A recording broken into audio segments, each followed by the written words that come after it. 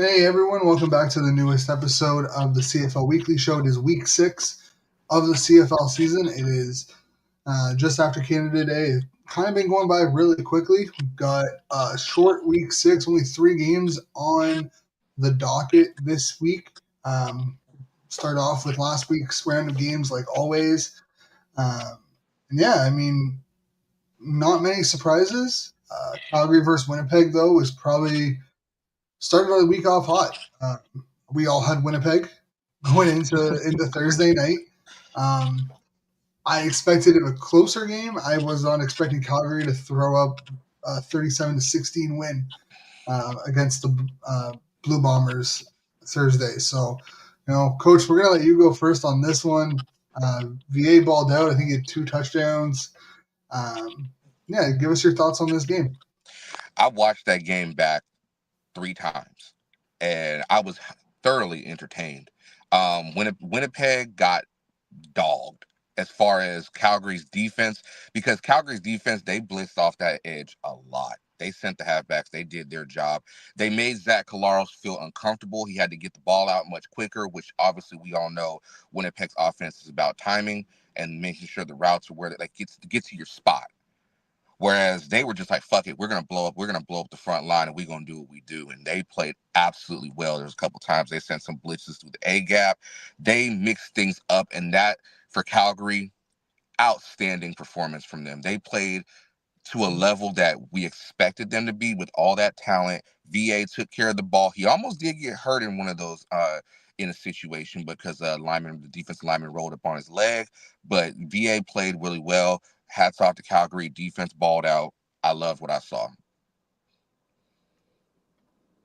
Yeah, I Cole? mean, I wasn't. I was pretty surprised by that game as well. I said last week on the show that I thought, I didn't know what Calgary was. Like, are they for real?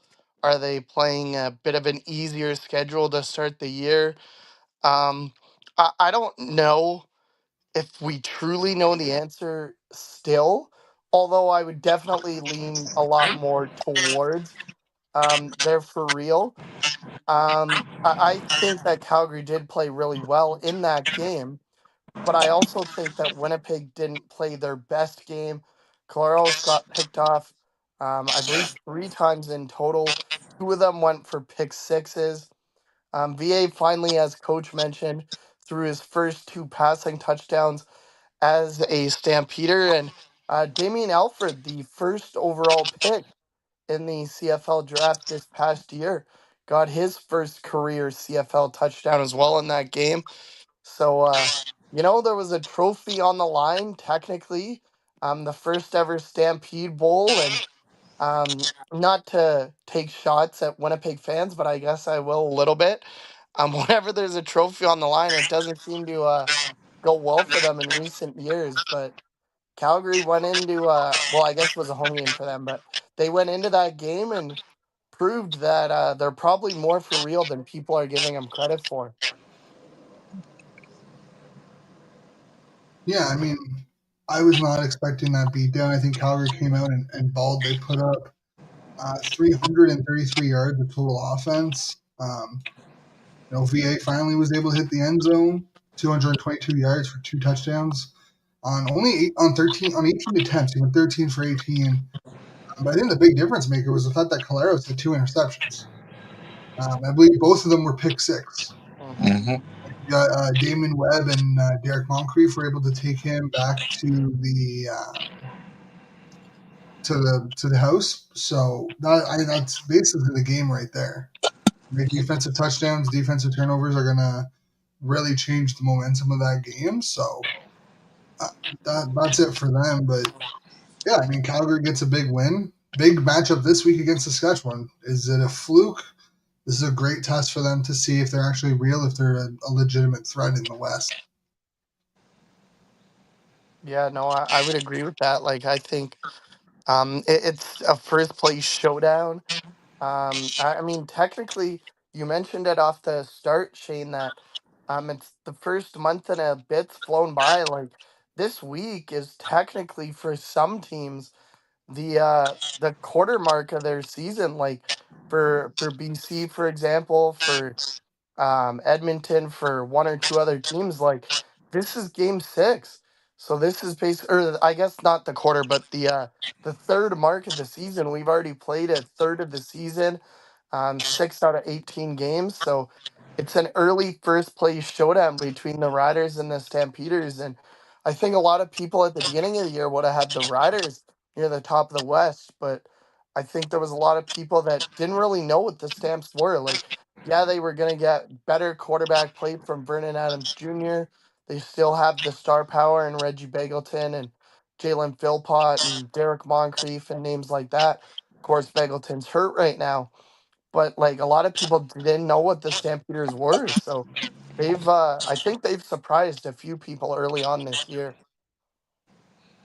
Yeah, Yeah, I think that they showed a little bit of what they're capable of. Not fully everything, but just enough where we can say, "Ooh, we got a challenger in the West." I did like seeing Damian Alford get his first touchdown, which I think he'll step up in a big way. With Reggie Begelton being out, they do have obviously Dominic Rhymes. They've got Tevin Jones. They've got obviously Dedrick Mills scored a touchdown, so they're not lacking in the offensive department. It's can they take care of the ball? Can Vernon be smart with what he's doing and just play their game? And for the, I know we're not talking about the Riders just yet, but the Riders are, you can't be afraid of that secondary. That secondary is nice. You got to take some chances. So it's going to be a very, very fun game to watch Friday. yeah, and again, first place is up for grabs. Rough Riders are 4-0, Stamps are 3-1. Um, if Calgary can pull out a win in Mosaic in Regina, they'd sit at the top of the West, which I don't think many people saw coming at the third way mark of the season. But going into Friday, it was the rivalry game out in Toronto. This one kind of got a lot of news for the wrong reasons. Um, to people online complaining about the outcome or the fan outcome of the game. But man, 51-38, it was a high offense game. Kenny Lawler went off over 200 yards receiving. For Kenny, I think now he is now on top of the leaderboard in terms of receiving yards in the CFL so far through the first 5 weeks. Um, yeah, this game had first, well, the first winner since '93 for the touchdown uh, for a million. We got 2 kickoff returns for a touchdown. So it was just an overall exciting game. I don't think if you're not a fan of either Hamilton or Toronto, you were just able to sit back and enjoy some very, very exciting games. What was the problem with the fan outcome? So Hamilton didn't travel well enough. What? according to There some wasn't people, enough Hamilton fans. What? Now you know, y'all know me and Hamilton. We have our history, but really, really, really, y'all really tweaking about that? Like, if you got a problem with that, go to the fucking game. And Quit hating from outside the club because you can't get in. Golly, fuck. but But yeah, no, no, that was yeah, a very exciting game. I yes. think Shane might be. Oh, there we go. Thought he might have been frozen there for a second, but very exciting game. 89 total points, as you said. 2 kickoffs, returned for a million, or for touchdowns. Pardon me. And there was a gentleman who's actually from sort of my neck of the woods, if you will, New Westminster, who has won $1 million. So good for him.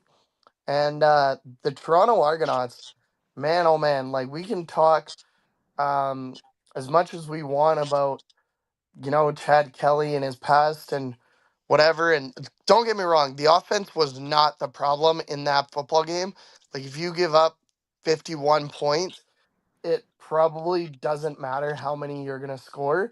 You're not going to win that game. But there's just something about Chad and that team that when he comes in, they calm down a little bit. I think they need him back desperately, or the season is going to slip away from them if it already hasn't. No, I think go ahead. Go ahead. I think you put Chad Kelly. I don't think it makes a difference. I think that secondary and even Oh that linebacking core has been an issue. You're last in the you're second last in the league in turnovers made. You're leading the league in sacks. They have 14 sacks. That defensive line has been outstanding, but they only have 4 tackles for loss all year. And that's you're kind of you're putting yourself behind the 8 ball. Uh, you only got 5 turnovers. Like you're a -4 in the turnover category. You're not helping yourself there. Sure, Chad Kelly can come in, probably get a little bit more touchdowns than what Nick Arbo can do, but I feel like this team is just defensively, just like the Elks, just like Ottawa, not even like Ottawa, more like the Elks, where like you put up 51 and you put up 38. You probably think you're going to win a game when you put up 38 points. you And should. exclude the touchdown, the return touchdown. You can put it on both sides. Um, it's realistically it's a 4-point game, right? You lose instead of it being, actually it's more than a 4-point. It would be like a 10-point game, but still 51 points dropped on you as a team. You score 38, you think you're going to win a game. Yeah, but every possession counts, and I feel like Toronto leaves so much left out there on the field that they should normally we the last couple of years we've talked about. That's because Chad's been at quarterback, obviously, but when Chad is out there, that offense does look different. We got to give credit where credit is due, man. They're missing that. And he can make throws that Arbuckle can't. He can get the ball to the receivers where they can use that only he can do because he has that chemistry with them. He has that ability to get it there. As far as their defense, I'm shocked at how lackluster their secondary and their linebackers are playing. I expected them. Obviously, Winton's hurt. He's out. I saw somebody say online, "Oh, Winton's a part-timer." I think that's a bunch of crock shit. He's only good. They say he's only good for the playoffs now. That's bullshit. I thought when they got Cam Judge, it was gonna soup it up. It was gonna make a huge difference. But right now, they're not playing their best football, and it's kind of sad coming off of their Grey Cup performance in November. But it could turn around. The season's not over yet. They still have a fighting chance, but right now they're not looking the best right now. Well, yeah, especially the way the standings are. Like technically, the Lions are in a crossover position at 1 and 2 and 3. Pardon me, but like the Argos and the Red Blacks are not far behind them. Like they're both 1 and 4. So like as much as it's been a pretty disastrous start for both of those teams, like it's not the end of the season. Let's just put it that way. Right. But there's also like you got to give credit to Hamilton for how they played. A lot of people say that Bo is spamming the Kenny button way too much. Hey, look, if you can't stop it, I'm gonna keep going to it. Kenny balled. Kenny, that is what you pay Kenny Lawler the big bucks Hmm. for. And the chemistry that he has with Bo is out of this world so far. I mean, I'm loving what I see. Haven't really seen a lot of Tim White off yet, but if when they get Tim on the same page and Kenny, that's a tandem right there. That's a cold combination right there. When Bo gets it, the running game is still a little left to be desired, but Hamilton played. Hats off to Hamilton. Yeah, I mean, Kenny Lawler put up 207, 3 touchdowns on 6 Nasty work. receptions on 7 targets. He only had 52 yak yards. Mm. So you get that's like 155 air yards. Man, that's just a guy just going out there and dominating a secondary. It's not even him making plays and like opening himself up. That's just one-on-one being going after the ball. And credit to Bo Levi for just hucking it up there for him to go get. But that's what happens when you play with Bo Levi Mitchell. You're not going to get a lot of yak unless you're Tim White. You're not going to get a lot of yak. Bo wants to sling it downfield. Bo wants to attack that secondary. He wants to get it down there, man. And I like it. I like that for Hamilton because it makes their offense way much better. Just way much better. Yeah, 5 touchdowns for Bo Levi last week. Keandre Smith and Tyler Ternowski with the other 2 touchdowns for Hamilton, and then Craig Bell got a rushing touchdown on 148 yards on 11 carries. So, still, and Johnny Augustine had a productive day, 38 yards on 7 carries. I think the biggest issue with Toronto's offense, You were lagging and again. it shouldn't happen. I Like thought it that was running just me. game, Nah. like Kadeem Carey getting cut is the biggest issue.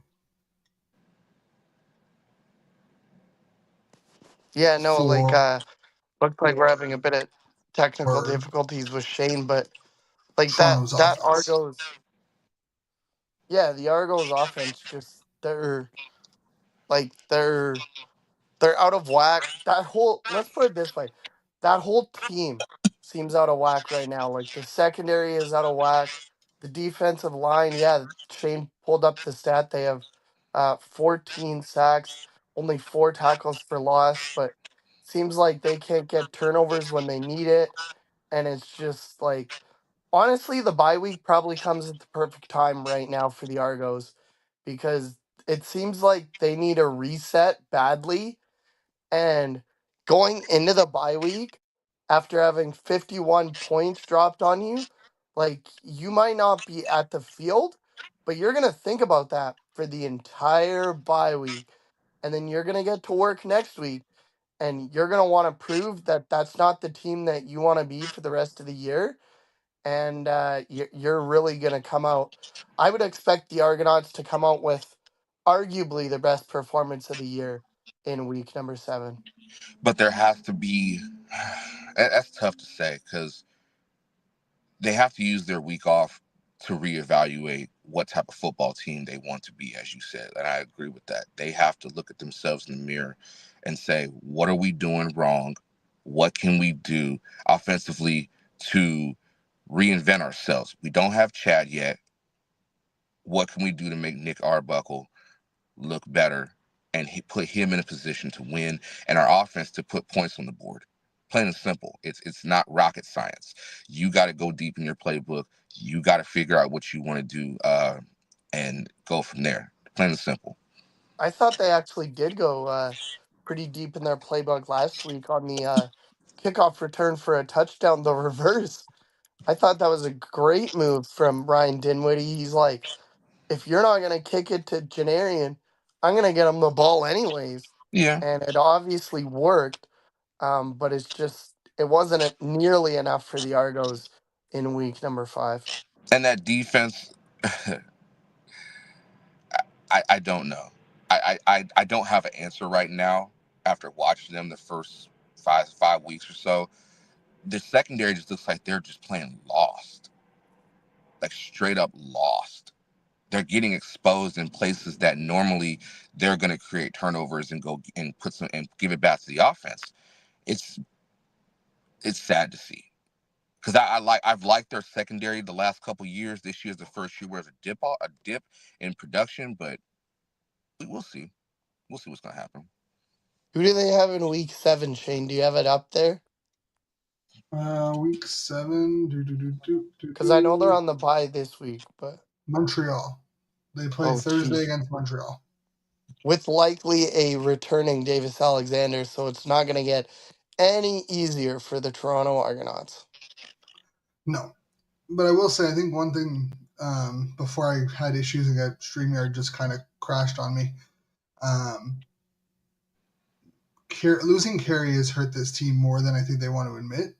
They don't have a running game. Kevin Brown's been good, but he's no Kadeem Carey. Like that offense just would be different with him back there, and I think you're seeing what happens when you don't have an elite back. It stagnates the offense. No one's worried about the running game. That's a loss in production. That is a huge loss in production where you know you're going to get a guy that can get you 80 to 120 yards a game potentially.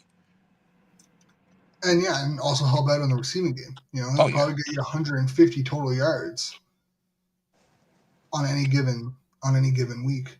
Mm-hmm. But let's move on to Saturday's game, the walk-off. So, Blake, when are you buying your Sean White jersey? Mm-hmm. Friday. Friday? I'm paid on Friday, so I will come through on my promise on Friday. So next week you're going to be wearing it on the show? If it's in time, if it's here in time. But Yeah, BC walks off Montreal after some controversial penalty. BC beats Montreal 21-20. Wasn't a beautiful game from either side of the ball It on was either ugly. team.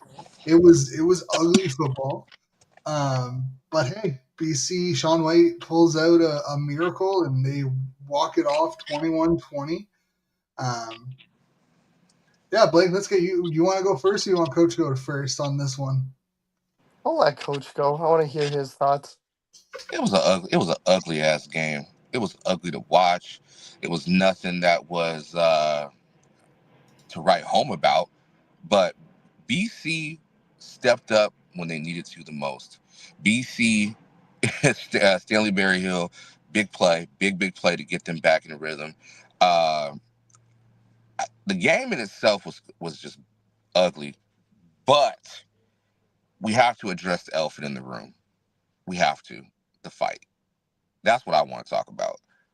What you fighting for? You won. Get off the field. You won. Not saying and everybody's criticizing old boy Toure. Is that how you say his last name? Toure. Yeah, Kamiko Ture, Kamiko yeah. Toure is trying to say he started stuff. Look, we don't know the full details of what was said, what happened. But if you in street clothes, what you fighting for, man? No, he wasn't No, the no, no, one in not him, street not him. I'm clothes. talking about the Montreal player, Isaac. Oh yeah, yeah, okay, Like, okay. what you fighting for, bro? Like, come on. Like, you're not even suited up. Stop it. Stop. Just what did you guys take from that? I thought it was a bad look for the I mean, we were talking about it backstage before we started the show, and not to cause any grief, but so I'm not gonna shout out a specific company or whatever, but there was an article that came out after the game that bothered me in a lot, and it was like basically the article said that it was basically blamed Ture for the whole thing, and it was like he started it, he's the reason the brawl happened, blah blah blah, and I was like, wait a second, like hold on here, like basically from the stories that I'm seeing, it's like a he said basically.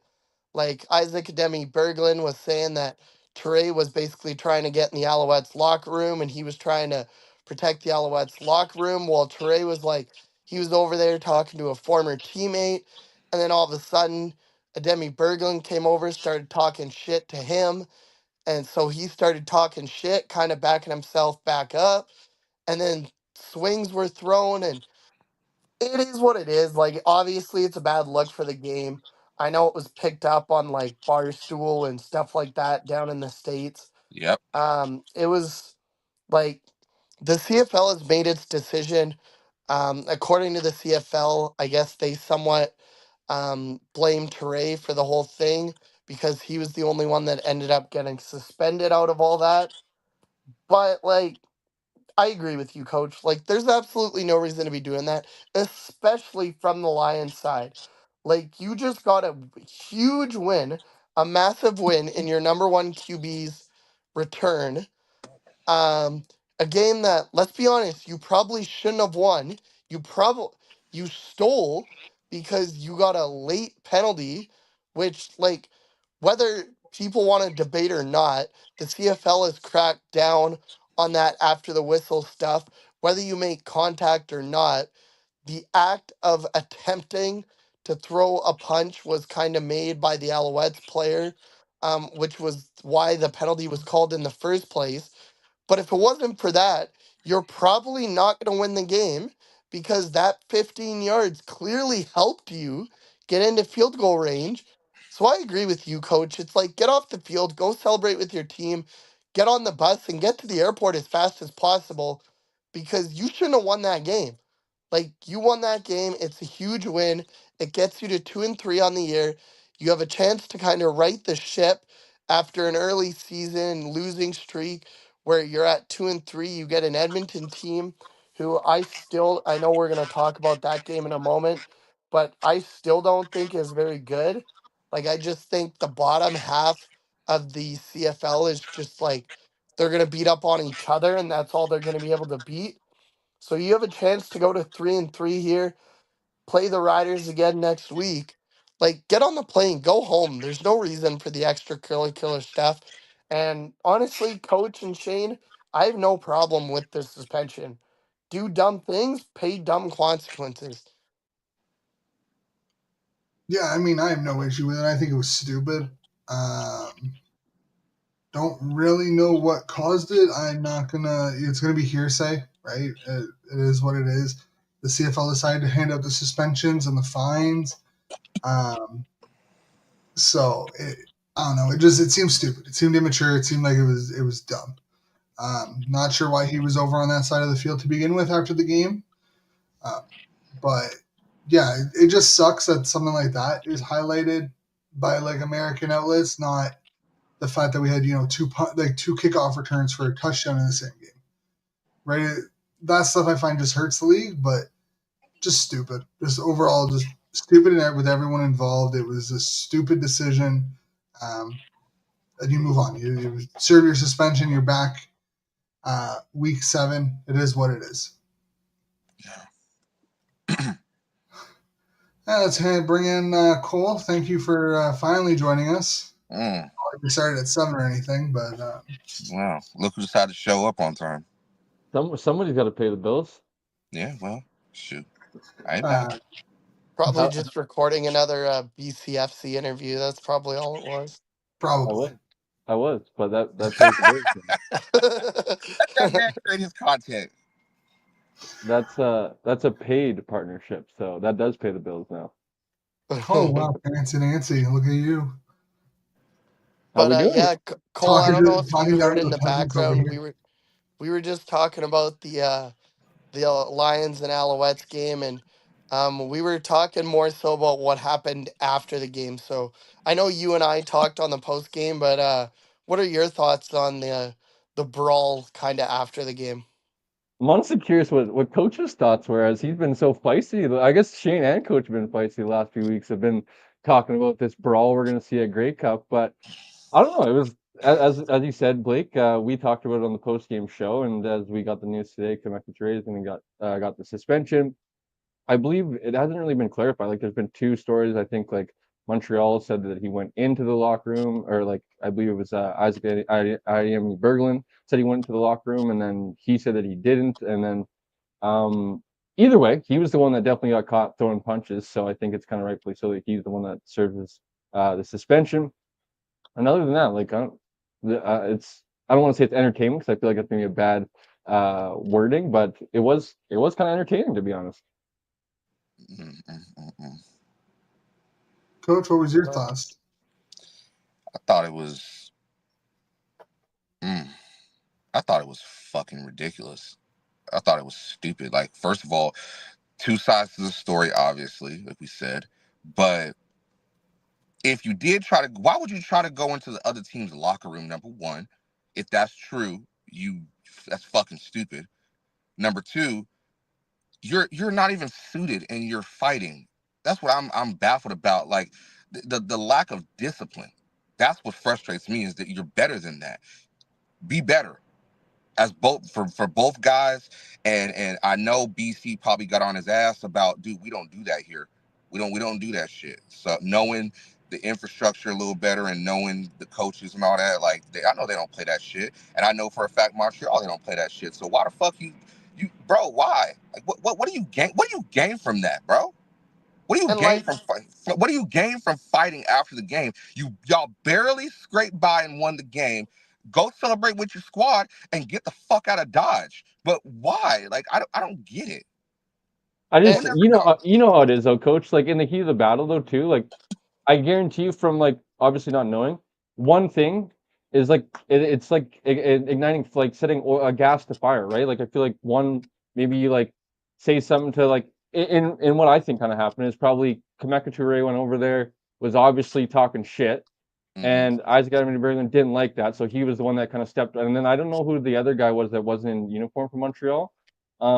He was the one that kind of they ended up like getting towards the ground and stuff like that. But I'm guessing is what happened is in the heat of the battle, as I said, Toure was probably talking shit over there, over in that area. Now he said that he knew, I guess, somebody that he either played with or Jamal whatever. I'm not sure. McGloster, yeah. Yeah, whether he was it from the like I said, the video shows that they're like kind of near their locker room outside the tunnel basically, and then like the fight happens.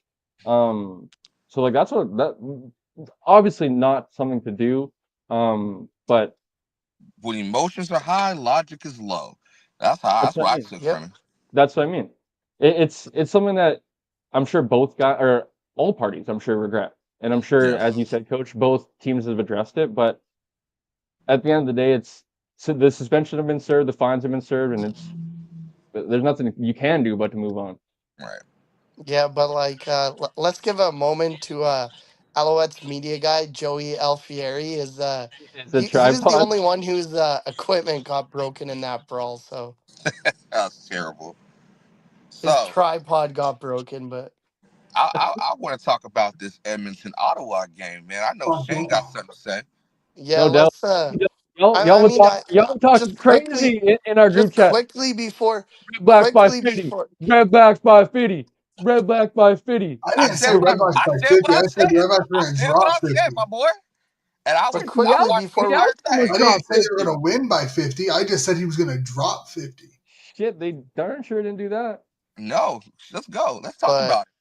Fuck. quickly before we go to that game, Oh shit. uh, I think like Nathan's return was good in that BC Montreal game, but it could have been better.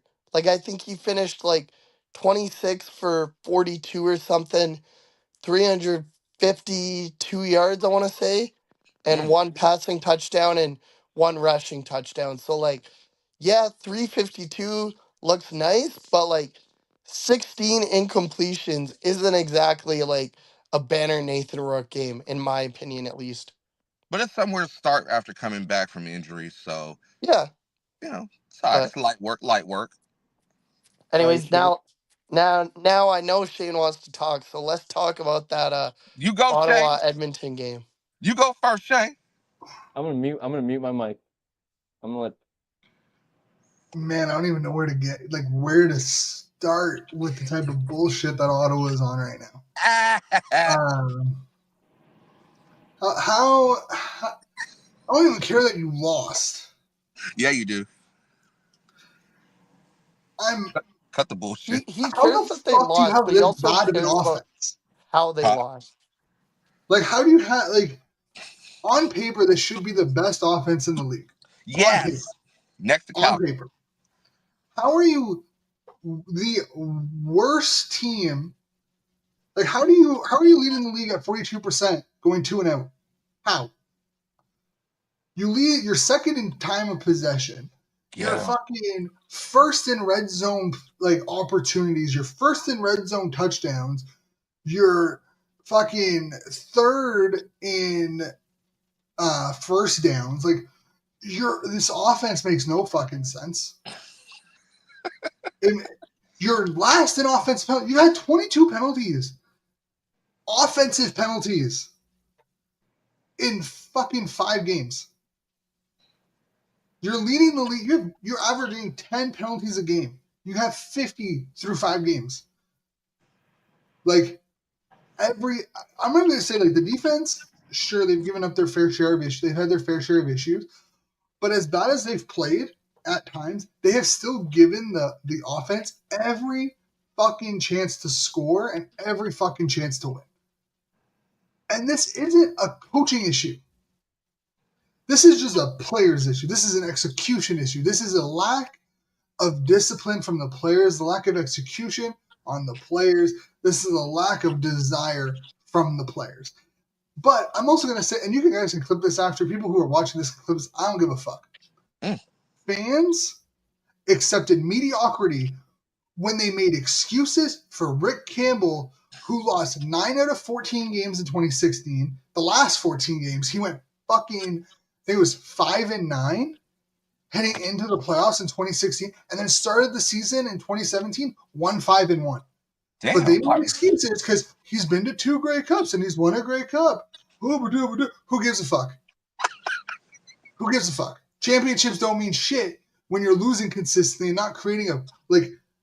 Ottawa hasn't had back-to-back winning seasons since the end of the fucking 70s. Get him.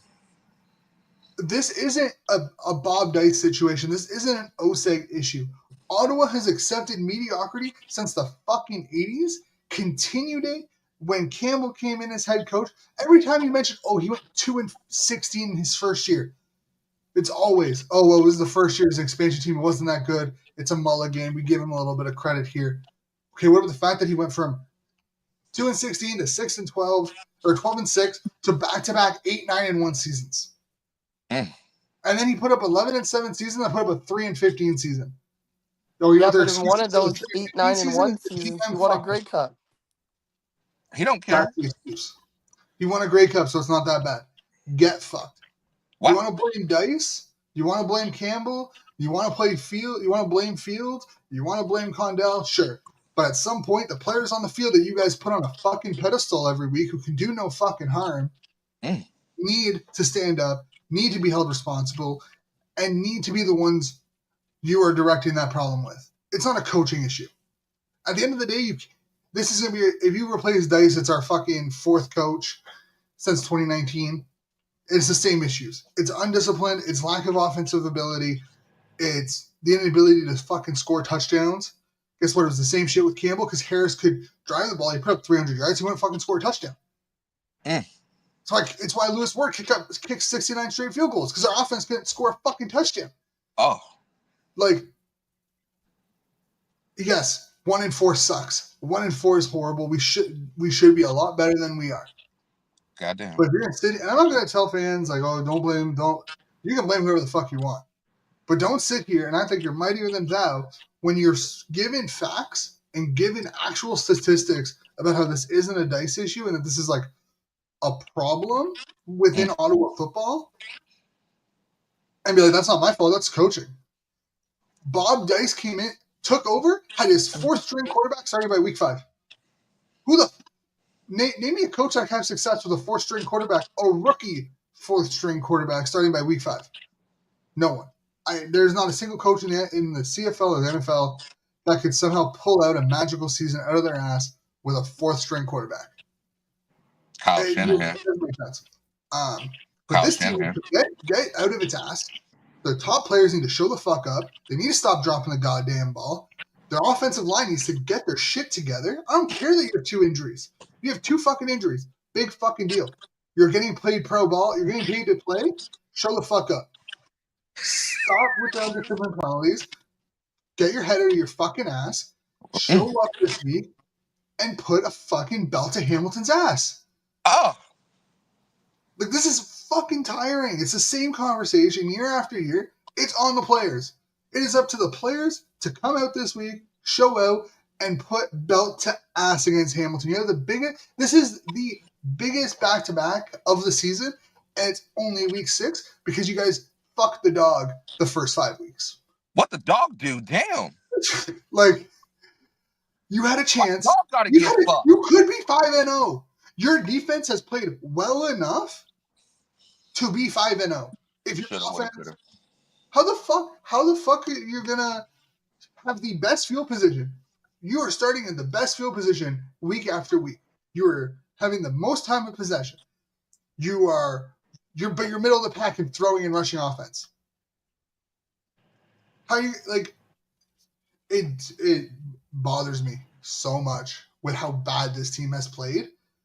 Coaching isn't going to change it. You want to switch Dice? Go for it. Not going to change anything because the players, the ones that are executing, not executing, aren't going to be changing. And a coaching change isn't just going to magically have these players performing at any higher level. The players need to want it. Players can say all the shit they want. I don't give a fuck. At this point, I don't give a fuck what they say. They can say, "Well, yeah, we're gonna come out. We're gonna show up. Stop dropping the ball on an easy fucking 3rd down on a second and 4. You're 2 yards past the fucking first down line. You drop it. And don't sit here and say we won it. Clearly not, because you're dropping a fucking easy ball that a fucking 5-year-old can catch. Like, it's Wow. just unacceptable. This shit's just unacceptable. And I refuse to just sit here and be like, oh, it's fine. It's early. Toronto's 1-4. Hamilton's 2-2. It doesn't really matter. You have a big 2-0. You beat Hamilton in the back-to-back weeks. You and Hamilton are tied. I don't give a fuck. Go ahead and show up. And can I psychoanalyze for a second? I can't do it with this team. Can I psychoanalyze for a second with you real quick? Go for it. Since this is therapy for you, this is therapeutic. I love seeing it. I've been wanting to talk about it in a way. That's why we're here. That's why we're here. I don't end up punching a screen. It can't be me the only one that has tirades and rants and Cole making excuses. You know what I'm saying? Like, this is therapeutic. I want to see this. So tell us, Shane, how long have you been an Ottawa Red Black fan? 2014. Okay, 2014. Not too bad. Okay. How long have you felt this way about the team? 2014. Like that? Damn, from the beginning? The expectations start from year one. The standards are set year one. If you accept mediocrity after year one, guess what? You're gonna get fucking mediocrity. And you think it's a culture thing? Do you think it's a culture thing within the organization that makes them? I don't know. We haven't had a back-to-back winning season since the end of the fucking 70s when we had 5 in a row. The 70s? 78 and 79 were the last time Ottawa had back-to-back winning seasons. Y'all motherfuckers suck. There was like a 10-year gap where they didn't have a team, but yeah. Exactly. Okay, but between 96 and 02, we didn't have a team. But Renegades didn't have a winning season. Not once. And then we didn't have a team from like 06 to 2014.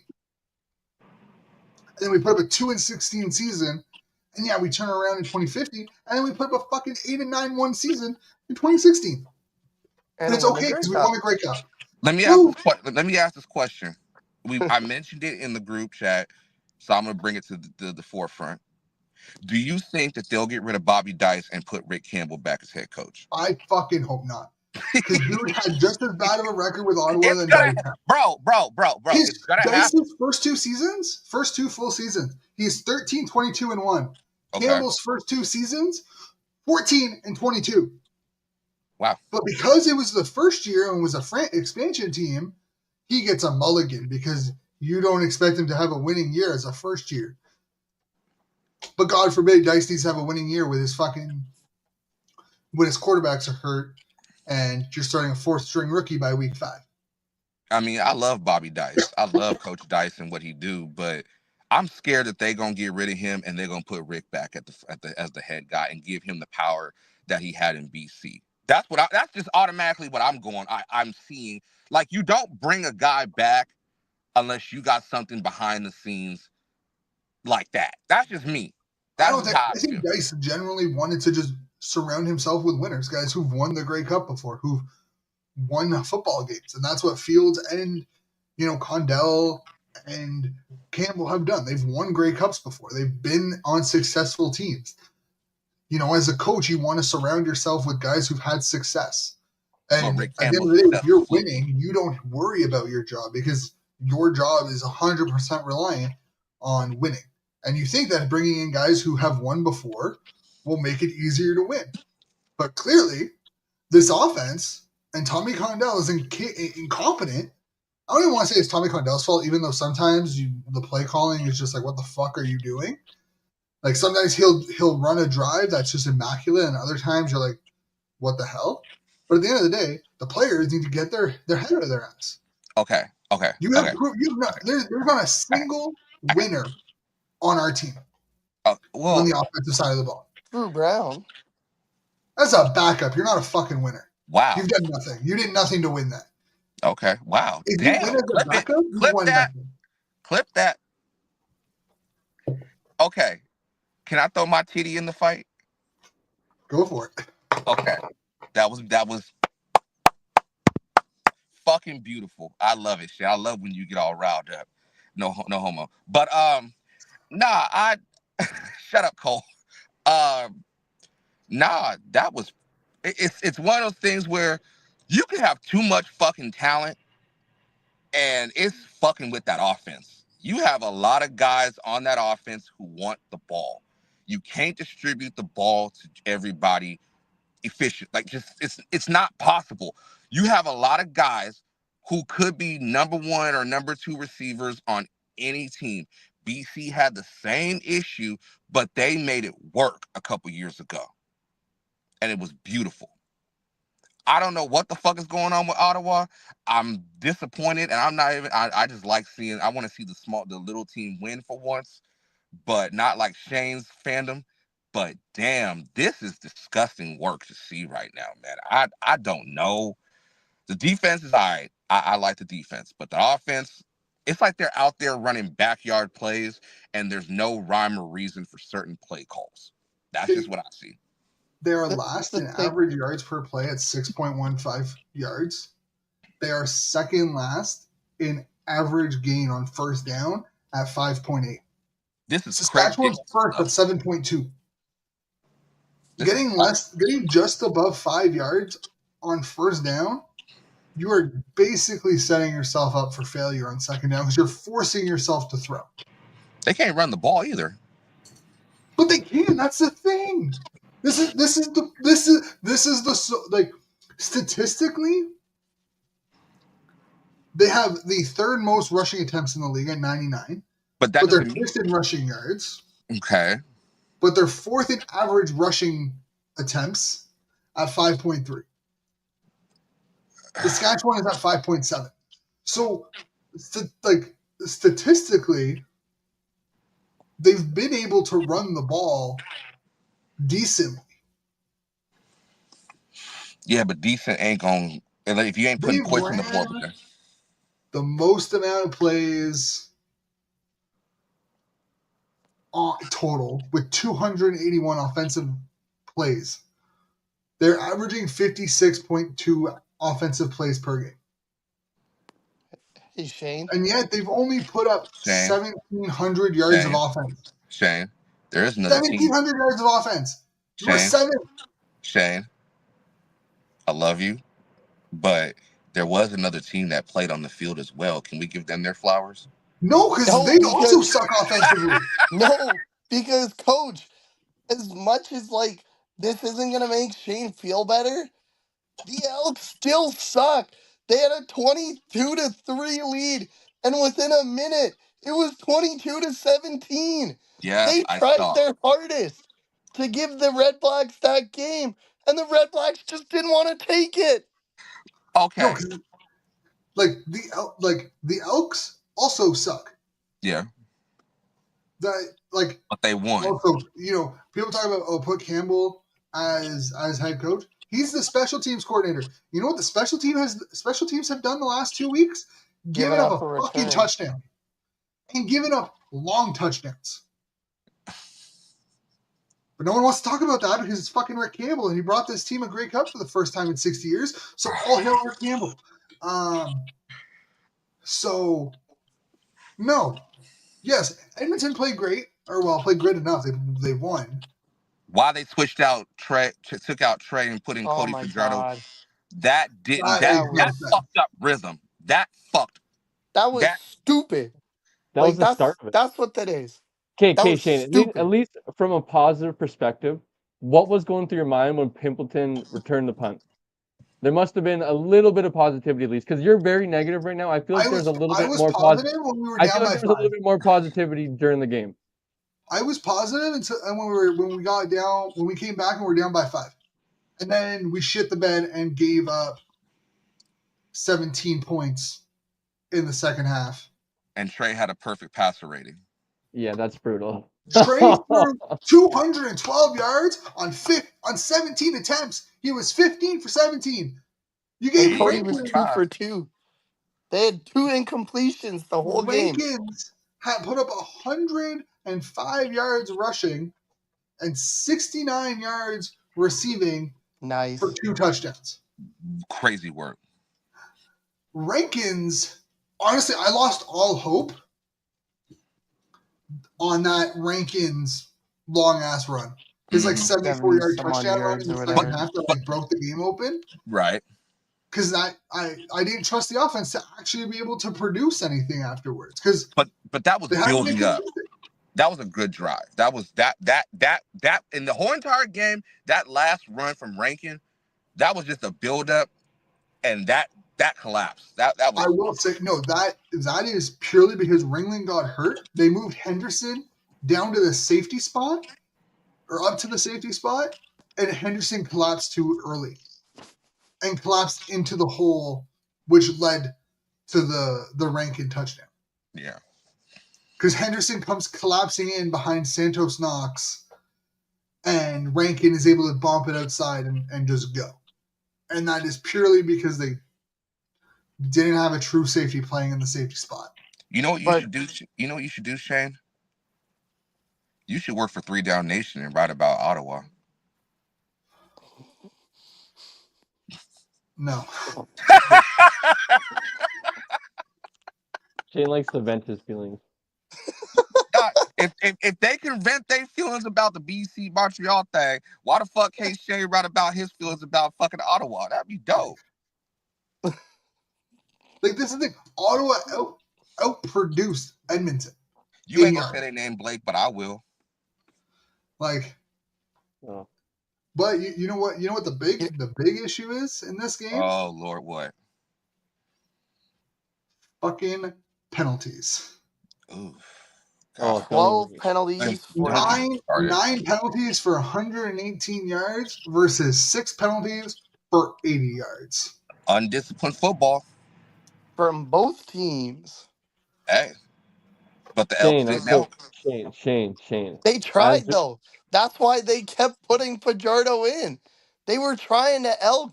The Red Blacks just didn't want to take it. Look, hey, I'm giving you the pack. I'm giving you the shit you need. Just take it. Please. I don't want it. No. Fuck it. God damn. All right, Shane. Give it to us straight, buddy. How confident are you on Saturday? I guess we're going to maybe transition. Is that all the games we talked about already? That's all the games. Yeah. How confident are you this week? Negative 10%. 1 to 10. Give us a scale before we get. I don't know. The problem is I also don't trust Hamilton. Like, I think this is also just going to be an air raid game. Wee everywhere. I'm at like 25%. What? That high? Oh God! Hamilton's defense isn't much better than Edmonton's. But Hamilton is a significantly better team. Statistically speaking, Hamilton's defense has been horrendous. Ottawa's defense has also been horrendous. This should be a shootout. This should be another like 40+ game, like whatever the over is, like whatever the total is, take the over on it. How can there be a shootout if you guys can't catch the fucking ball? You know what? That's a very good question. And I fucking hope they have answers for it this week. Because it will be another Kenny Lawler show, given how fucking shitty our defensive line has been. Yeah, but the problem with Ottawa is like it's guys that you wouldn't expect dropping the ball. Right. Like Gino. Yeah, it's Eugene Lewis. Gino had a couple drops last year. And Hardy. That never happens. Well, no, Hardy maybe a little bit more, but not Gino. I think my issue with that is he never drops the sure passes. He's dropping like the easy stuff. He's not dropping the 50-50 balls. He's dropping the ball that he should be catching. They're looking for the home run play, and they can't even get a base hit. That's what I see. This is the big one. Justin Hardy was targeted 10 times. He came away with 5 receptions. This guy has been at like a 78% reception catch rate his first 2 years in the league, and now he's fucking dropping balls like he's Swiss cheese. They're also not using Pimbleton on offense again, but I mean, he had 6 receptions on 6 targets. Like, I don't know. He didn't like his usage, let's put it that way. So many issues with this offense, and consistency's the biggest one. Inconsistency. But the Elks, they're honestly, you know, and I know you guys are not from Ottawa, so like you won't understand the reference. but they are the sports version of our transit system. The only thing they're consistent with is being inconsistent. Um, you know, and that's what it is. Also, Dedman's supposed to only be out for 6 weeks. I Okay. saw Given that. what his injury So was, like that's pretty good. speedy recovery for Devontae Dedman because I didn't watch the play, but from what I heard, that was ugly. Yeah, but no, I think Ottawa's if they can figure it out offensively, if they can get their head out of their ass and actually start producing consistently, they can turn the ship around and they can be a top team in the East. Oh well, they're better than the I just Vancouver. don't know if they can.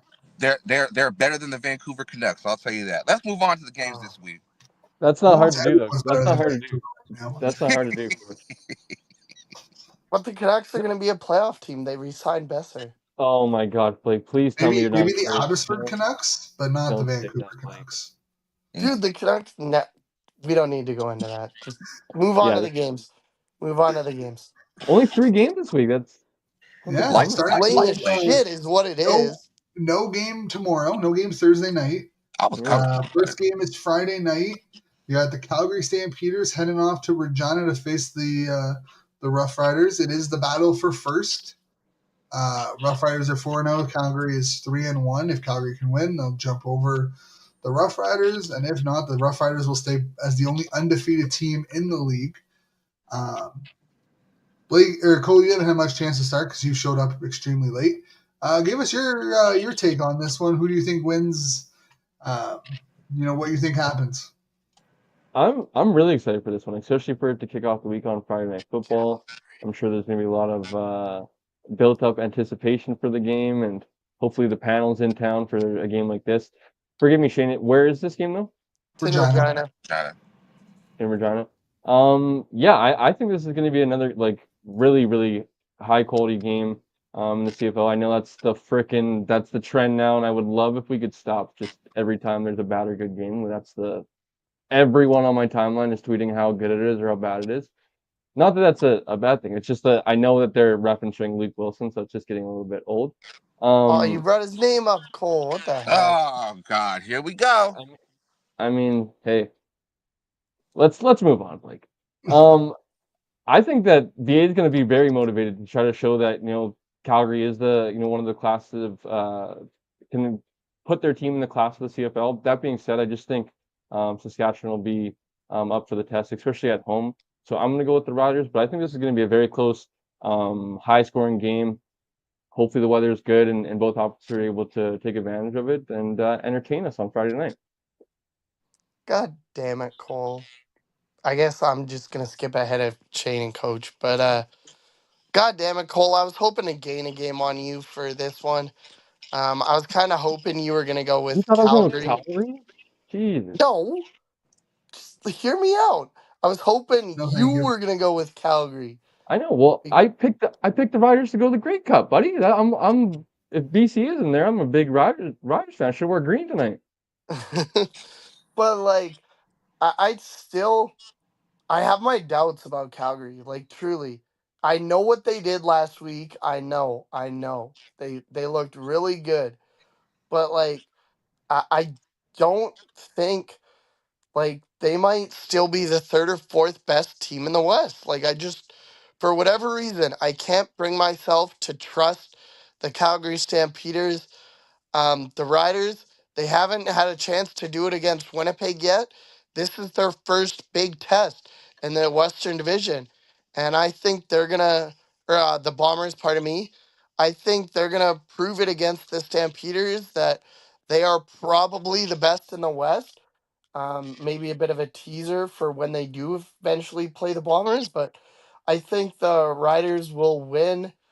Um, it'll be a close game, but yeah, the Riders will win. That's what I think. It's gonna be a gangrene. It's gonna be a good one. I think it's gonna be a game that it's not gonna be a high flying aerial assault like we're expecting from Ottawa and Hamilton, but both secondaries are gonna be heavily tested. I mentioned it earlier. Whoever can put some points upon the board early on, and whoever gets the first possession is going to win the game. That's just my thing. But Riders gonna win it. Yeah, I got the Riders. I mean, this is kind of a clean sweep. I mean, again, great opportunity for Calgary. I think this could be kind of a gotcha game for the Rough Riders, but I think what we saw against Winnipeg was more of a fluke for Calgary, more than it's more than it is the norm. So I I got the think like Riders. the thing for Calgary, not for it to sound like a consolation prize, but like if they just show up and like play in a competitive game, like that to me kind of almost puts them like in like the top four of the CFL. I think like the conversation right now is like, I know Blake mentioned it too, of like kind of the Winnipeg, Sask, Montreal, and then everybody else right now. I think if it's a competitive game, like you can throw Calgary into that conversation legitimately because they have that win over Winnipeg in such a dominant fashion. You play a Saskatchewan team very hard. Your record says what it is for itself.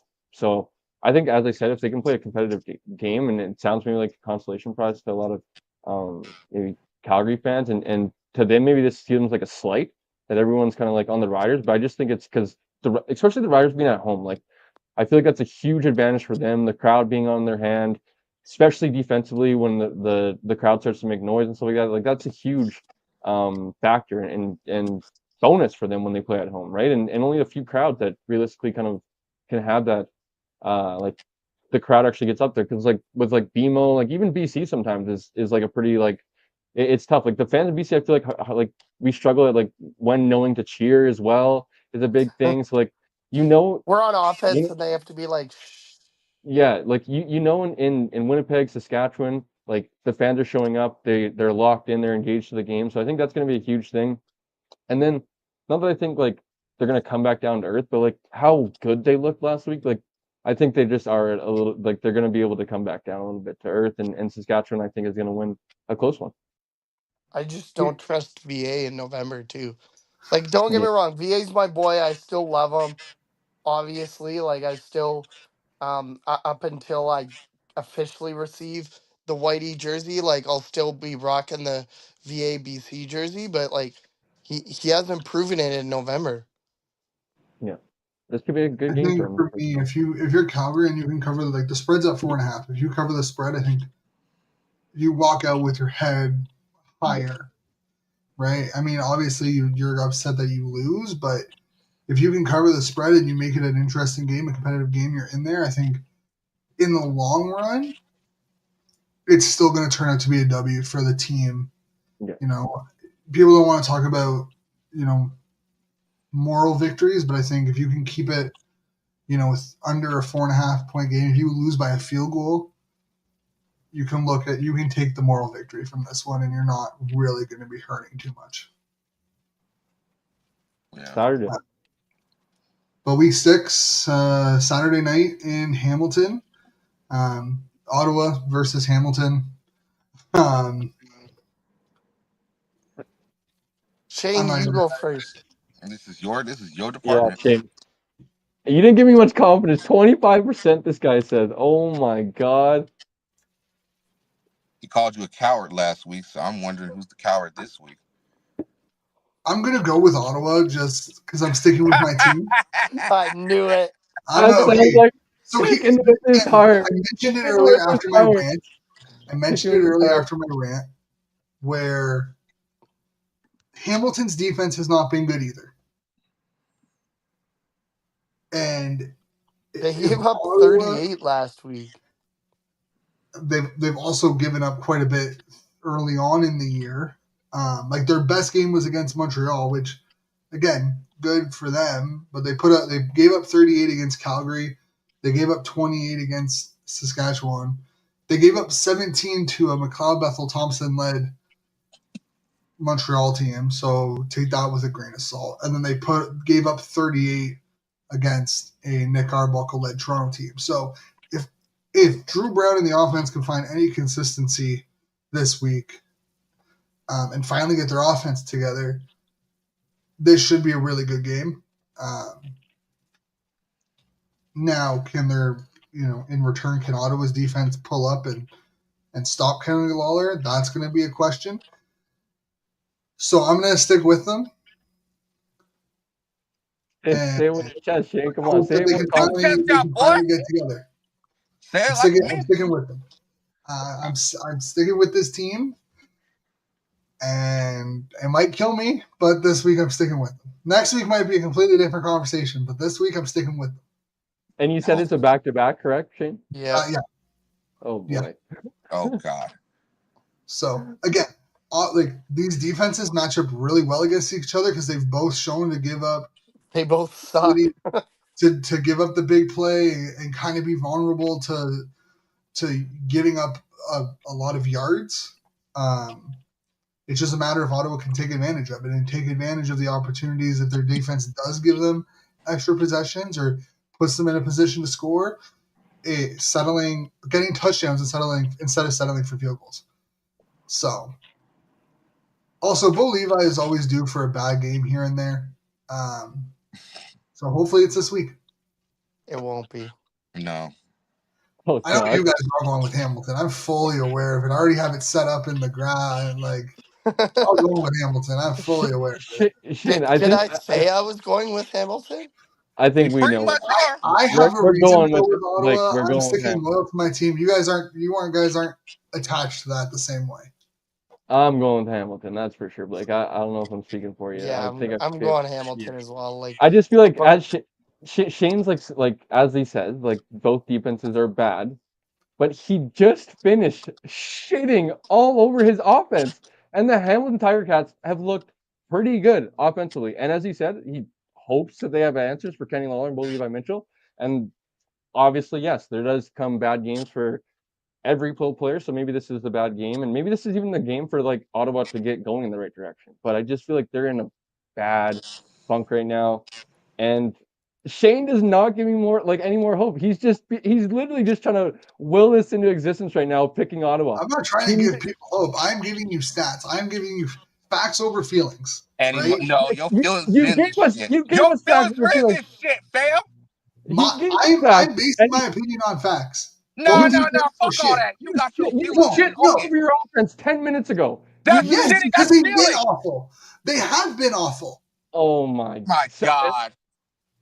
You can't sit here and say that the Hamilton defense gives you any indication that But the offense doesn't give you any hope that they're gonna do anything either. no, but I have more hope in Ottawa's defense than I do in Hamilton's defense.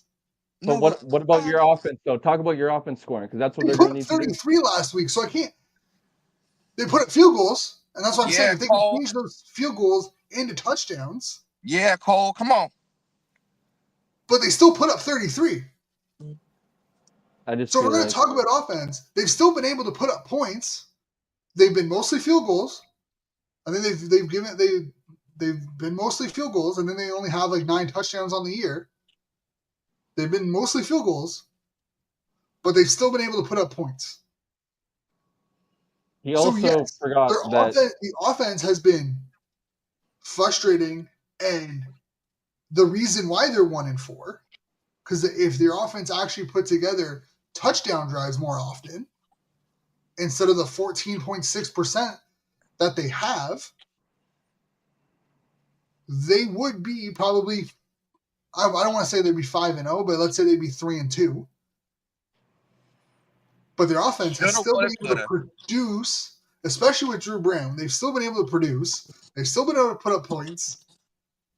So the determining factor for me, and this is for me, is if Ottawa's defense can hold Hamilton.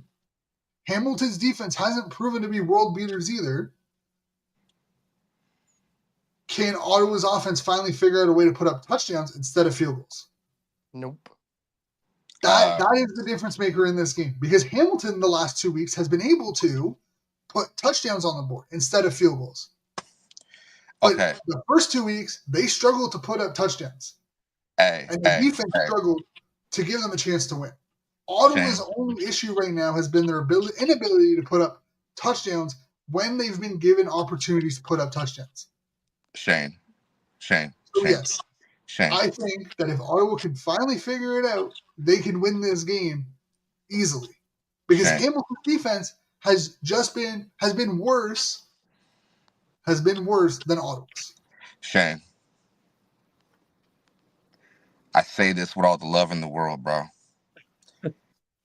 My nigga, your team is ass.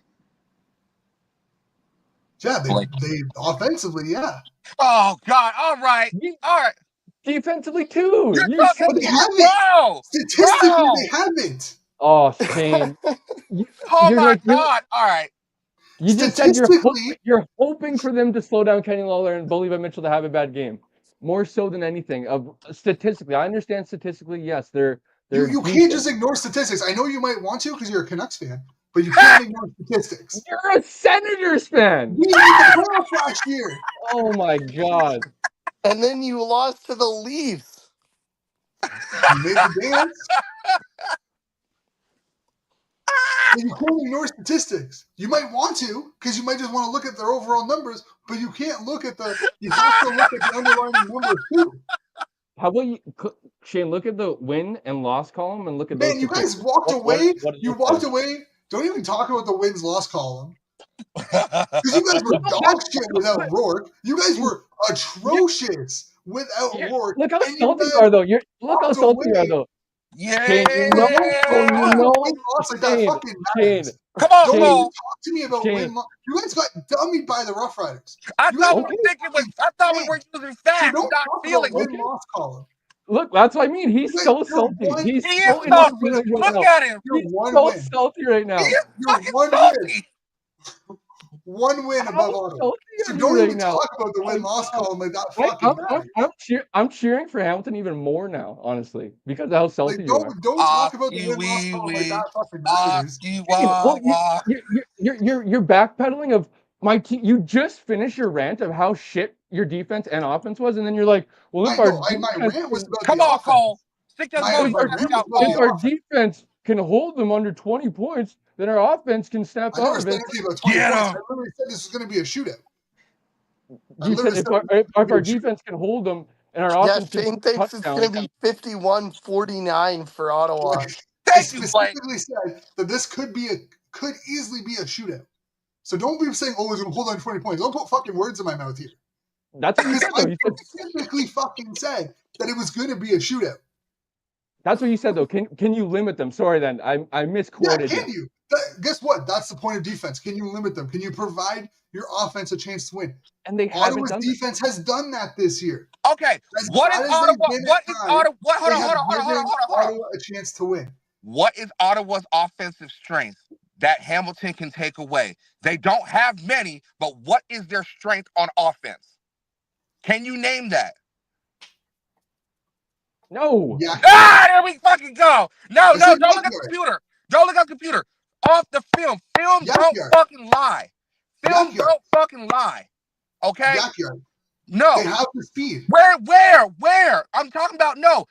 What is the strength of their, as you said, as defense? You're talking to a defensive guy right here. So let's talk facts. Let's talk facts right here now, my nigga. Backyards. No, okay. You said yeah.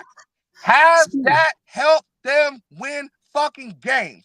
At the end of the day, on film, you mentioned earlier that they ain't getting no fucking catches. They can't catch the fucking ball. Okay?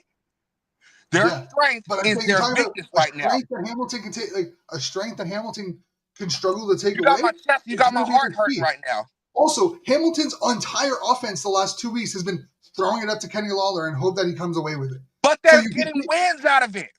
They've gotten 2 wins against more than y'all by 1. Whoop-de-doo. They got more. I don't want to hear. I don't want to hear nothing about semantics or nothing like but that. I'm just saying, you're talking about a thing that an offense, like a defense, can take away. As of right now, Hamilton hasn't proven to be able to win without relying on Kenny Lawler. Okay, so you can take away Kenny Lawler. I'll agree and say you're talking about being a defensive guy. Take away Kenny Lawler, and is this offense able to win? We don't know that. We haven't seen it. Yes. Can your offense matriculate down the field and make some shit happen? We don't know. Actually, we haven't. No, we have seen no, it. don't do that. Rough Riders. No, that's what you were going off about statistically how they don't finish drives and how on first down they don't. Well, we've seen them be able to move the ball. Blake, tag in. But we're talking about what the defense can take away. What the strength of Ottawa is they don't have a strength though. That's the problem.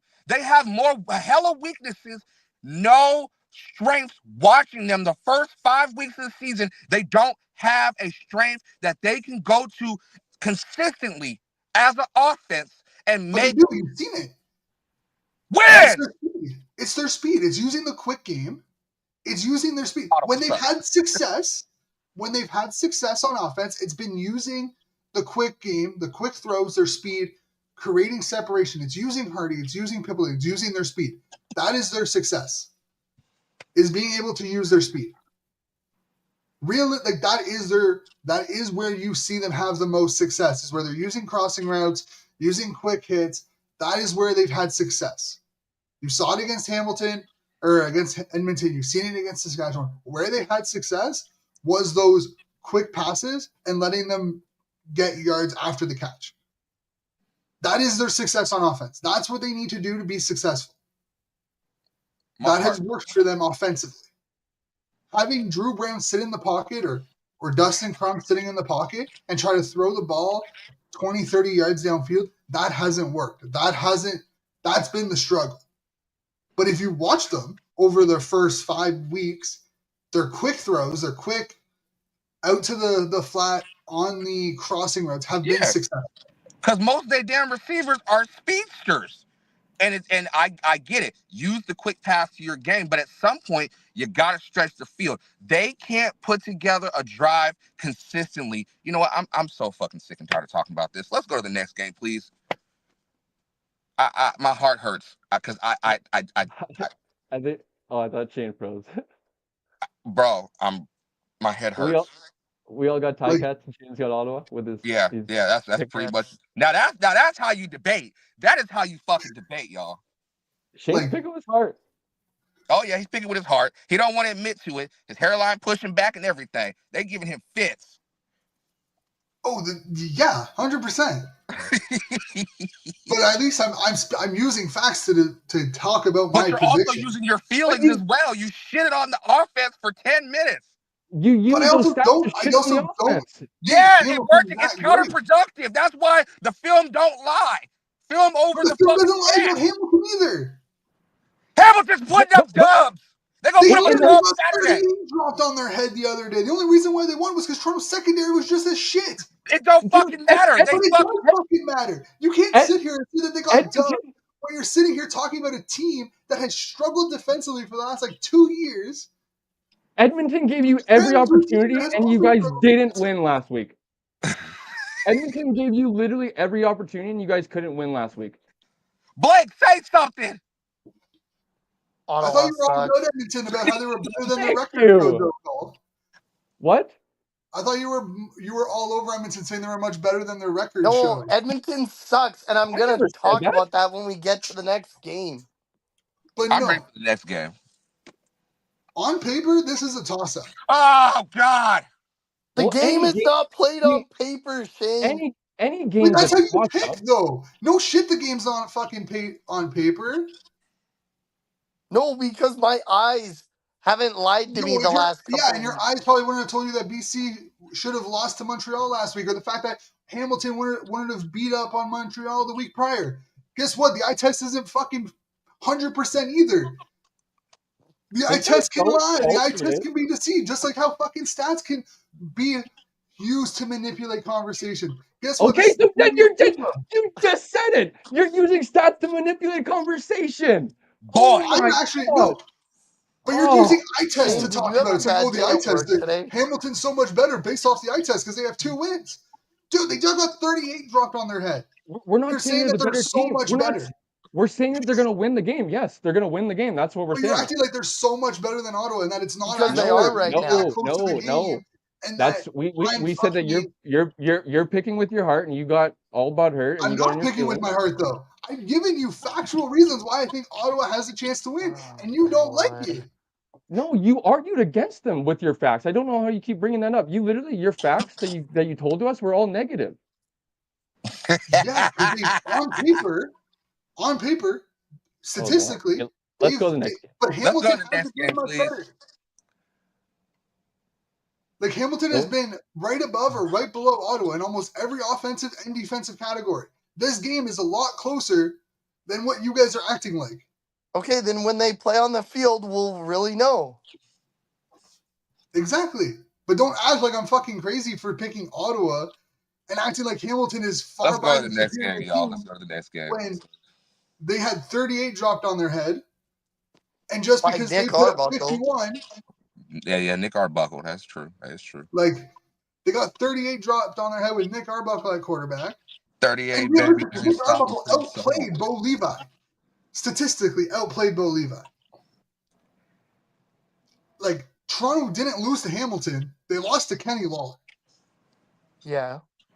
Like, And Isaiah we Wooden. can't sit here and just act like just because Hamilton put up 51 on Toronto, that Hamilton is somehow the best team in the East. When I'm realistically, not saying that. but you're acting like me saying Ottawa is some random. You're acting like last week didn't But- happen for Ottawa and it happened for Hamilton. That's basically what you're saying, though. What?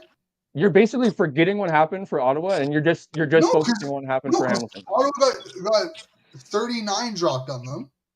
And They I'm got saying, dummied is what The happened. door was wide open for them for fucking the entire game, and they refused to take off their shoes, walk yes, in, and grab that's the been their W, biggest and problem. leave. That's been their biggest problem. Is they haven't taken advantage of what the defense has allowed them to take. Bro. But I'm saying You've that been saying defense gives Ottawa a chance to actually put that shit together because Hamilton's defense is fucking garbage. So if there's a game that Ottawa can put their shit together, this is the game they can do it. This is the game that they can put their shit together. Would be the game. That's why I think Ottawa can win. They're going to come back. They're going to be pissed, hopefully. If you're a pro athlete, you should be pissed after last week's performance. But if there's a team that they can go in and put their offensive shit together, it's Hamilton. okay. But yeah, let's move on to the last game. You sure? I'm good. All right, we're good. Let's go. So BC and Edmonton. Cole, you go first. Explain to me how BC is going to win this game, even though they walked away with a kickoff or a field goal against Montreal. Because Edmonton still sucks. Oh my God! Ottawa just sucked worse No, I want you to explain how you think BC is going to win this game. Oh my Shane, God! you're turning red. You are so in your What? feelings. This guy literally just talked to us about how the players, it's the players, it's not Bobby Dice, the execution, and then he's just like, oh, you come to me crapping on the buddy. You just finished shitting on your team for like 20 minutes, and then you're like, It was don't like make it 10. sound like crazy. Go But back. tell me I'm about wrong, 50 though. minutes. I knew you were. Are you not picking BC? Why would I not pick BC versus Okay, so Edmonton? tell me why you think BC is going to beat Edmonton. Well, because number one, it's Edmonton. They gave you guys every opportunity to fucking win the game last week, and you didn't. Number two, I think BC's much better team with their quarterback. Would you say so, Shane? No, because they haven't proven it. If you're talking about Oh wins, my God! Brooke hasn't done shit. Did you not Why watch you set him week off, one? Shane? Why you set him off, Shane? I'm just saying, you're talking about wins like they fucking matter. He's the starting quarterback for their 2 wins. Did you not watch week one? And he lost week 1. No, they So he's didn't. 2-1. They played this exact same Edmonton team, and they kicked the shit out of them. Edmonton is a bad team, and absolutely, Shane, like you're hoping for Ottawa on any given Sunday, on any given Saturday, your team could win. Absolutely. We're not saying that Ottawa doesn't have any chance to win, but we're saying that you are absolutely salty and picking with your heart. I'm not salty, though. You are, though. I'm not. You absolutely are, though. Okay, but explain to me how a team last week, I separated my feelings from my season, and I picked Montreal. It was good. You've put up over 30 points once this season. What do you do for a living, but we Blake? still won last week. That's all that matters. But you guys only put up. You're talking about. Oh God! Oh my God! You guys only put up 30 points. BC, I'm picking BC. So, I've never seen this guy so salty before. Holy I'm not cow. salty. It was bound to happen. You came at me saying that my pick was wrong Shane, I didn't say your pick was wrong, dude. I didn't say that. We're saying that you're picking with your feelings. That's what you're saying. I'm And not It's because though. okay. It's okay, Because Shane. I'd be You lying get if I to said your the literally, it's Hamilton okay, Travis in dude. a bag. We It's all do okay. it. It's literally that's what we're saying. It's okay. It's not a fucking bad thing. You're a fan, dude. It's fine. But He a I'd be fan. He lying a if I fan. said He the a Hamilton fan. would have this in a He a bag. fan. He a fan. We're Pussy not ass nigga. saying He a that it's a 69 fucking God. impossible outcome, But I'm though. not 69 That's what picking I with my God. think. feelings though. That's the thing. Is that like Hey, there's hey, a We're hey, clear hey, difference run for between your just life. picking Hey, them even hey, though I hey, know they're run gonna for your lose. life. Like not it'd be saying it's different an if I was picking impossible them against outcome. fucking like Saskatchewan or Winnipeg. But to sit here and say that I'm picking with my feelings when this game is as big of a toss up as it is, Buddy, we're on to BC, and you're like still trying to. You're like, oh, let's see what he's gonna try to spin this one. Not trying to tell us you're not salty. Like, I'm not. I just want Get I just the want you to fuck give me out a of reason here. why you think all BC is three of going us to hate know that you're Edmonton salty a as fuck right lot. now, Shane. All I'm three of us not. know you're. Oh, buddy, you can. It's okay. Like it's okay. I'm not It's salty. all right. That's okay. You never loved me anyway. All right, Shane. Who do you got? Edmonton. Somebody in the comment No, section, I I have can hear BC. y'all from my apartment. Oh my God! Now this guy says he has BC. Oh my My God. God! Oh my God! This guy is. I Oh picked. my My God! picks are decided before we even air, so like I'm not Oh just going to my switch up. God! Holy cow! This guy is salty. I've actually I never make seen this my guy picks salty. before we even I've never go on seen air a because I salty. look at the schedule. So I'm not I've switching never up. seen. I've never seen a He's not salty person switching in my up. life. I love it. I'm Holy. not switching up my picks just because of what's happening on air. I made Like, these picks before we even went on air. Shane angry for sure, Frankie. So Shane, I'm not he somebody in the switching big, up. comment he section. big mad. Shade He angry. big That's in the mad. comment section. He big mad. Like This guy big I'm mad. not switching up my Big picks. I'm man. like somebody with troubles with their picks last week. I'm You guys, sticking with my picks. you just try to say, oh, let's hear Cole try to spin it and pick I'm BC, not. and I then just want you he to. goes around and I'm picks not. I BC. wanted you to have to tell Angry me how you think boy. BC is My going to win. God. Oh I my picked God. BC before. This guy is so salty. It is not even I funny. I picked Can couldn't. BC I throw before my we even pick went in, on the air. please? Can I I hope. I can I hope you pick. I hope you pick Edmonton. can a brother put his pick in, please? Damn. God damn. Shit. I'm going with BC. Clean sweep. Fuck. God, God Big damn. And Fuck. I will see you guys next week. Bye, Blake. Later. Have a good one. Have fun refing. Thanks, I'll try. I feel like Blake just listened for the last half an hour. He did. Shane versus Coach boxing match. Tight. I'd win. No, you won't. Yeah, I would. No, you won't. 100%. Never that.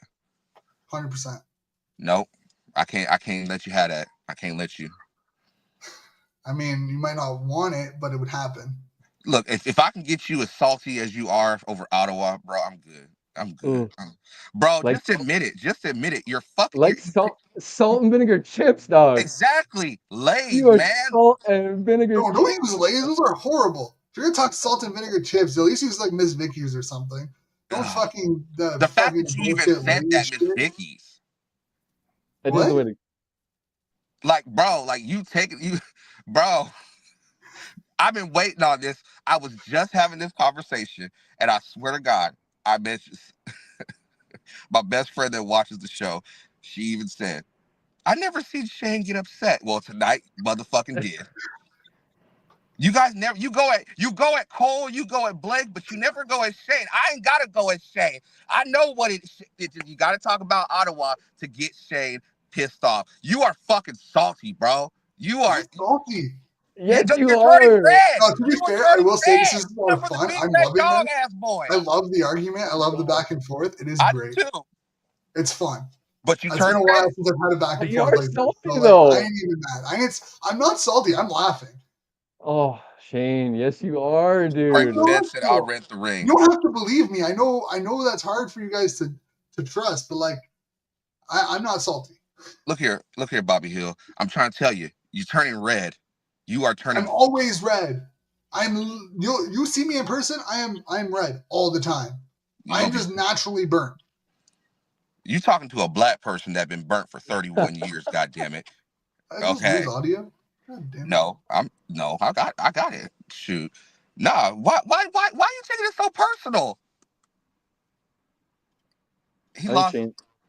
Yeah, all Shane. that shit talking, lost his fucking audio. Can you Oh, sounds like something a salty person would say. I love that. Hey, now we getting comments. We gotta Who's argue big? more. Who's big Sigs? I love it. But he won't admit to it. That's the problem. He I won't. know. Oh, Bro, it's okay. I hope you hear this. It's okay, bro. Sometimes we pick with our feelings. We are fans. We are isn't people that love the game. We're passionate about it, bro. Admit it. It's okay to come to the dark side. Oh, see, now you want to run. it? It is okay to come to the dark side though every once in a while, but Cause man, he talking about but that's the thing. He said two. Here he comes. He said two things. He said two things. I said Just more than two things. no. You said two things that just like defeated your whole argument. You fucking spoke with your fucking heart. You shitted on the offense, and then all of a sudden, goddamn it, you fucking said, "Well, it's going to be a shootout." How the fuck is it going to be a shootout if the offense is shit? I explained my position. Were you not listening? Please don't do it again. I have a yeah. life. Like, I literally explained my thought process on this. You guys don't have to accept it, and that's fine. I'm not. No. There's But certain I things you gave said. you my reasoning behind it. I gave you my reasoning. I gave you my thought process. You may not like it, but it's. Okay, if we accept that, you gotta accept you're just salty. I'm not salty. Oh my fucking God. god! Shane, yes you are. I'm God, not bro, salty. This is hilarious. Who's it big is. Sigs? Who's big Sigs in the chat? Anybody I have know? no idea. Oh no, it says big. I don't know. Go on, Shane. Please explain. Popcorn. God damn. Hey, did we who's in first place again? Oh, right. You saved Right, it. right. You got Yeah, you right. got the Right. That you was got the me, right. save. Right. Thanks to Edmonton. Oh, actually, I should Yeah, probably thank Ottawa. I should probably thank Ottawa. Actually, clearly you should thank Ottawa for shitting the bed. Yeah. That's what you should be thinking. Yep, that's what I'm doing. So. Thanks, Ottawa. Thanks, Ottawa, for shitting the bed. Appreciate it. Oh, good. There you go. Good job. Hopefully, it doesn't cost Bobby Dice a job because, like Coach, I like Bobby Dice. And I mean, I don't think it will. I think one thing that no one's going to talk about is that he signed. I'm pretty sure he signed an extension before the season.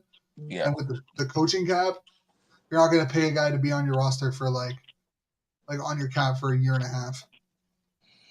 Can speak from experience. Rick Campbell's not the guy. I know Shane. Please don't let Rick Campbell take over. I'm speaking for just everybody. We don't want to see Rick Campbell back. Let him be a special teams coach. If you bring back Rick Campbell as a head coach, you might as well bring back Craig Dickinson. God damn it. The thing with Ottawa though is that like if they do fire Dice, there's no one else. Six, man. This guy's out of control. Bro is really like just hurting right now. If you do fire Dice, you have no choice but to give it to Campbell. Oh fuck! Like you're not giving it to Condell. Is he not technically still paid by the BC Lions? I believe no. I think so too. I think he's getting paid by both clubs. That's a lucky man. But I don't think you're not giving it to Condell, and you're not giving it to Fields. So if you do fire Dice, the only logical choice would be to give it to Campbell, which is why I don't think it happens. So Shane, judging by your temperature about 30 minutes ago, now it's randomly changed 15 minutes later. I got all my Shane, let me go. With me holding everything in for the last couple of days, I got it all out. I don't like since 2014, brother. Did you hear yourself? Bro, I got shit on. I mean, part of me is a little just kind of like, haha, this is funny. Because I got shit on for saying that Campbell should have been fired after going 1-5-1 in 2017. So, yeah, I feel a little vindicated that, like, people are now realizing that, like, it wasn't fucking... I actually knew what I was saying back then. So, yeah, I was a little... I'm a little vindicated. You a Jimmy Neutron. You have to be right about everything, don't you? No, I'll admit when I'm wrong. I'm just Because if saying you that spin it that when I way. was getting ripped for suggesting that you fire a coach going 1-5-1, and now people are upset and not wanting Dice to be fired after going 1-4. I just think it's funny. That's all. That's all. But But you're probably not alone on your feelings how you felt to start the show about an hour ago, right? So let's say like what do you think the temperature is going to be like, not only in the fan base but with yourself, if they, and obviously we're talking about ifs here, if they lose the next two games, then Shane, you don't think that conversation comes to play? I mean, I knew the conversation was gonna we talked about this in the offseason, that like signing Campbell, if they did come off to a rough start, like there was no leash. If they started 1-3, 1-4, like those conversations were already going to He's start, and we've already seen it. he's scapegoated. Yeah, and I Yeah. think really it comes down to the play. Like if these teams are, if they're losing, like if they lose to Hamilton by a total of 6 points, for example, then there's probably a little bit less conversation, But then you're 1-6. but there's still probably less conversation versus if you get blown out both games. I guess. But I guess I just So 1-6. I think you see player movement at this point in time. Because if you're firing Dice, there's probably a conversation around Burke. So I think you see player movement before you see coaching movement happen within Ottawa. I think it's cutting people, moving on from players. I think that's the direction they go before you look at coaching, because this would be Dice's technically third head coach. If you do move on, this would be Burke's third head coach. If you do move on from Dice, and I don't know if you don't clean house at that point. Mm. So looking at it in that regard, maybe they look at moving on, like use him as an example. If anyone listening, this is no way happening, or I have no information. But let's say, Hardy continues to struggle and he's dropping balls and whatnot. Maybe they move on from him and try to move on from some pieces before they move on from a coach. Because you've already brought in two different DCs, you've already brought in two different OCs. You've already brought in another two head coaches. And it's technically Burke's first head coach, because I don't think he hired LaPolice. I think LaPolice was Desjardins hired. But I might be mistaken on that. That 2020, 2021 years are kind of fuzzy. But I think you see player movement before you see coaching movement at this point.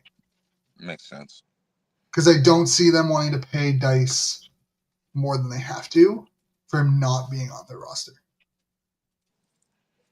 So, and maybe even just see Condell be moved, because I think he's a free, his contract ends up at the end of the year. But I don't see coaching conversations happening. They waited till almost near the end of the year before moving on from LaPolice in 2022. So I think it would be the same thing with Dice. It would be near probably the last 4 or 5 weeks of the season before they move on from Dice at that point. So A lot of Red Blacks talk tonight. Oh but, yeah, venting session for Shane, although he this won't was admit it. therapy. 100% was a venting session. I will 100% admit that. Won't admit some other stuff, that's for sure. Oh yeah, well, hey. Hey, if it makes you happier, you can think I'm salty all you want. That's totally fine. Well, I don't think it's not just me. It's probably the chat, Coach Blake. That's fine.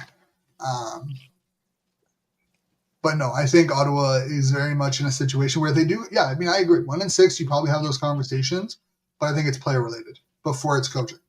Yeah. Because it's probably nobody's safe at that point. No, because I think if you watch the film and you look at the numbers, there's a lot of times where the players just don't execute, where they're dropping balls, the offensive line isn't good. That's what I'm saying. I think that's why you see player movement before you see a coaching change. Mm-mm. This isn't hockey where you're tied to contracts and like it's easier to move on from a coach than it is a player. It's very easy to move on from players in football. I think you see them move on from players before coaches. Big Sigs is like best friends with Shane. Campbell won a Grey Cup with Ottawa. You should be more thankful, Shane. Fucking Christ, ungrateful. I mean, I'm thankful for the Grey Cup, but that doesn't change the 1-5-1 record coming out of in 2017. No. Doesn't change the 2 winning seasons in 6 years. Like it Ottawa just. Whoever would have thought this would have been an Ottawa episode? No doubt. Let's get out of here, We're y'all. such a shitty team. Wow. Hey, we all have our venting sessions. Some episodes Cole vents about BC. Some episodes you vent about Saskatchewan. It was time that I just vented about Ottawa. You had to, man. You had to. I've probably been a lot cooler, a lot cooler heads previously than I have tonight. That's for It sure. was bound to happen. I blame Cole. I just amped him up. That's all I cared about. I blame Cole for putting gas on the fire. Hey. Whoa, hey, I was trying to, you were saying it before, brother. I was just trying to bring it back to the forefront. Anyways, boys, was that another good show or what? That was a great show. I think, that as always ends the entertainment of our shows. Oh, yeah. We're probably going to have to clip a couple of them and post them. We'll get some pretty big content off of it. Appreciate everybody for tuning in. Hey, appreciate it. Yeah. We out of here. So, but yeah, that's it for today's episode. Remember to like, share, subscribe, comment on this week's episode. We'll be back here next Wednesday, hopefully with cooler heads. Lay off the salt. Fuck off. The salt's great. I'm going to go eat a bag of salt and vinegar chips right now. Get fucked. Wow.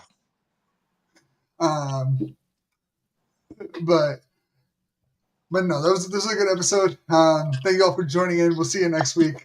Got Coach, Cole, Blake, and myself. I'll be back here next week. Best show. Time and place. Time and place. Enjoy this week's games, and we'll catch you next week. We out of here.